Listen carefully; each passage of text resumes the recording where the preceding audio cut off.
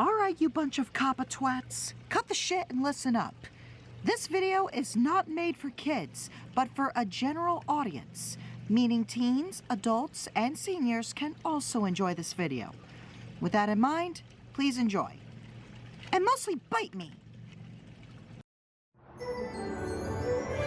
The island of Sodor is the home of the Northwestern Railway. With engines of all shapes and sizes, working hard to deliver goods and passengers to their destinations. There are branch lines that run along the coast of the island, serving the docks, the fishing villages, and the seaside towns. There are branch lines that run to the farms, quarries, and ancient castles of the island's heartlands. And there is the main line, which runs all the way from Tidmouth on the west coast of the island and over the Vickerstown Bridge in the east, where it continues to the mainland into Barrow-in-Furness and beyond.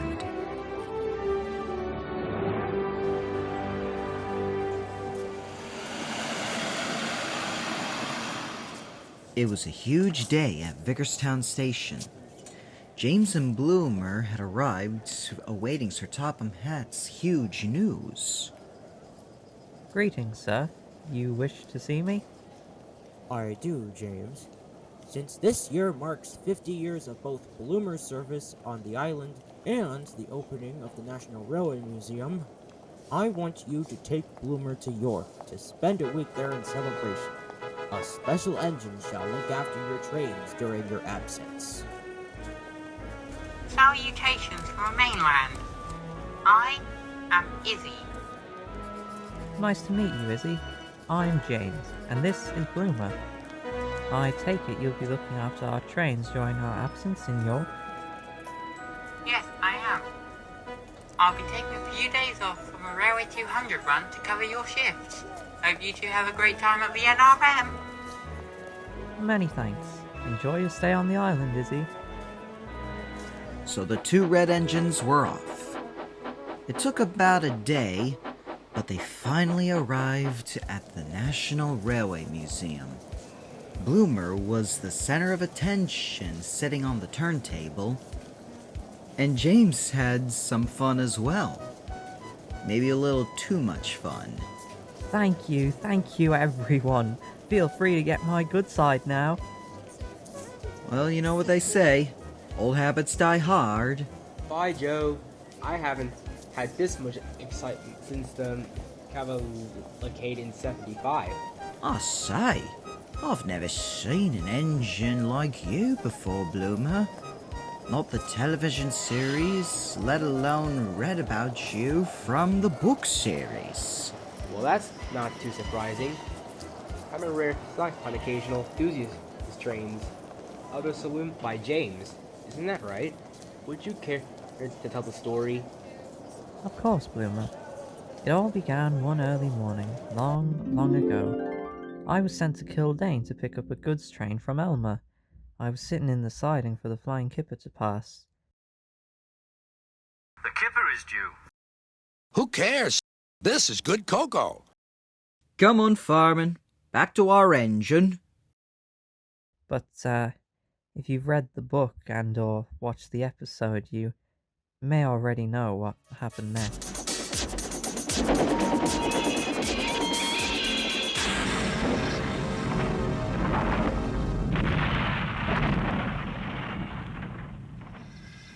Thankfully, James didn't derail from Henry's collision, but poor Henry lay dazed and surprised.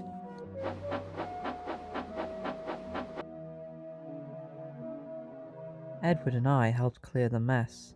After Henry was sent away to crew, Sir Topham Hatt had a treat for me. James, I am most pleased with your work clearing up the mess that Henry got into. As an award, you shall have your saloon coaches to run occasional enthusiast trains on the Farquhar branch line. Bubbling boilers! Oh, sir, thank you, sir. You're too kind. Thomas the Tank Engine was really enjoying his life on the branch line.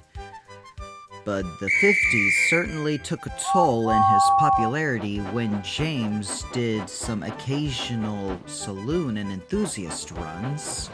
Every once in a while, James would boast about his runs on the Farquhar branch line, leaving the other engines in the shed much annoyed. But none were more annoyed than Thomas himself.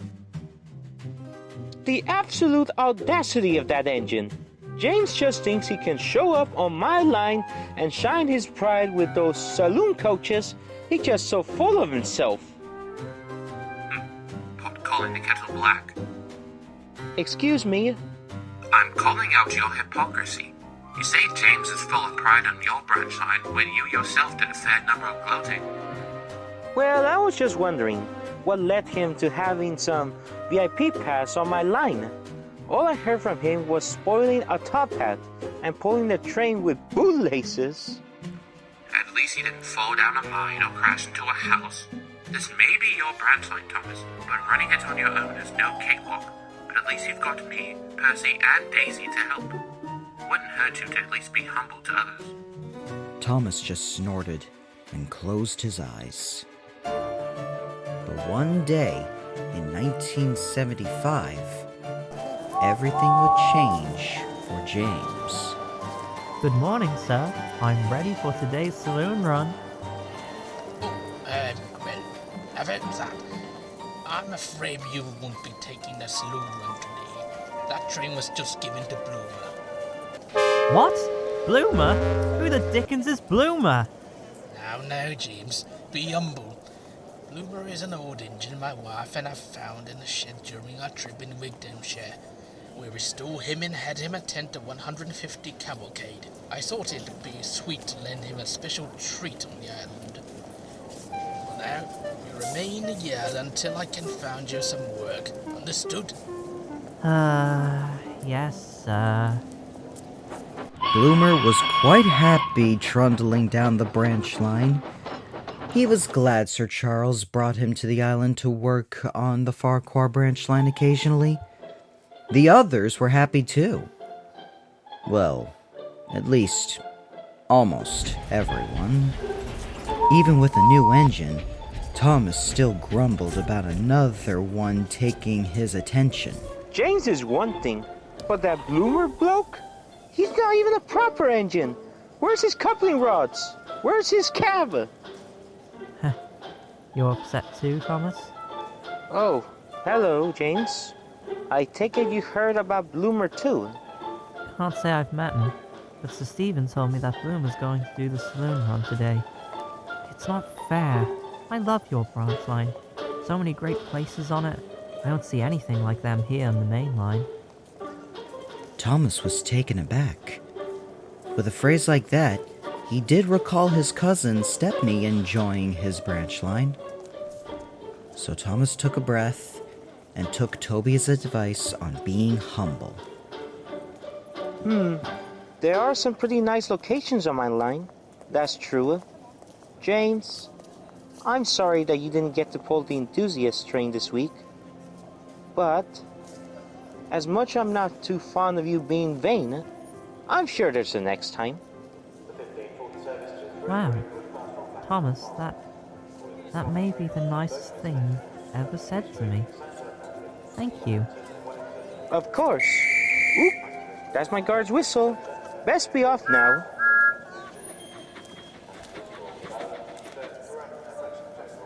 Later that day, James continued to sit at Knapford Station when the station master jogged up to him. "James, you're needed at Crosby. Bloomer took a wrong turn at Elsbridge and got diverted on the loop line.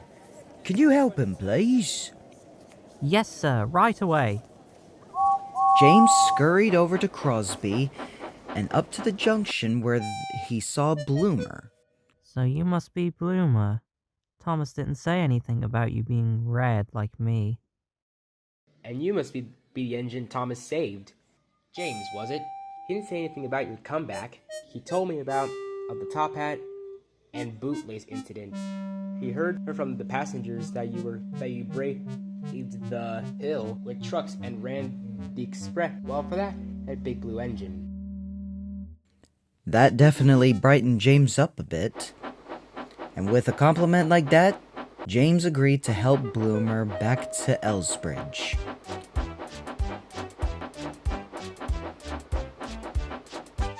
And here we are back at Elsbridge. Just take the track on the left. It's there where you should puff over the viaduct and continue your way to Farquhar there. Much obliged, James. Cheerio.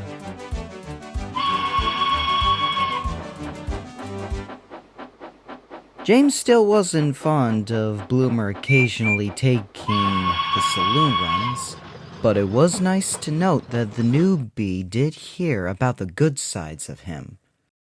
Even Thomas eventually got used to James and Bloomer's saloon run on his line over the years. I do feel sorry that we had a rough start with the introduction, but I'm glad it worked out in the end. Well, the first impressions aren't always the best, but after a bit of time and getting to know each other, we really start to display how really useful we engines truly are.